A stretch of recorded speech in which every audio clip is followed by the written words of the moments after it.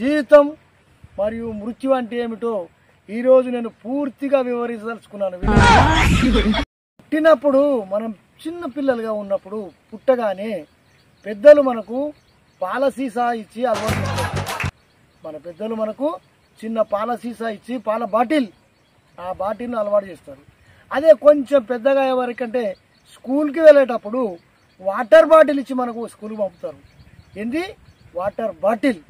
అదే ఇంకొంచెం పెద్దగా అయినారనుకో పిల్లలు, వాళ్ళకు కూల్ డ్రింక్స్ బాటిల్ అలవాటు చేస్తారు. ఏంది? Cool drinks bottle. వాళ్ళు ఆ పిల్లలు కొంచెం ఎదిగారనుకోండి, వారు అప్పుడు బీరు బాటిళ్ళకు అలవాటు అయిపోతారు.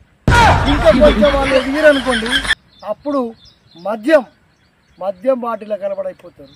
ఇంత ఎవరికంటే జీతం సంకరాకపోతుంది, వాడు హాస్పిటల్లో పడతారు. అప్పుడు ఆ హాస్పిటల్లో కూడా ఆ నర్సులు పెద్ద పెద్ద సెలైన్ బాటిల్ ఇస్తారు. అన్నా అసలు ఇంతటికి ఏం చెప్పాలనుకుని మీకు అర్థమైందా? ఇంకేం అర్థమైంది అన్నా? పుట్టిన నుంచి చచ్చిపోయేదాకా మనకు బాటిల్ తోటి సంబంధం ఉన్నది. పుట్టిన నుంచి చచ్చిపోయేదాకా ఇగో బాటిల్ తోటి సంబంధం. కనుక ఇవన్నీ ఎక్కదాకా ఆలోచించి నెత్తికార చేసుకునే పని లేదు. దేవుడు మనకు జీవితాన్ని ఇచ్చాడు. ఆ ఇదిగా బాటిల్ ఇప్పండి, తాగండి, ఎంజాయ్. రైట్.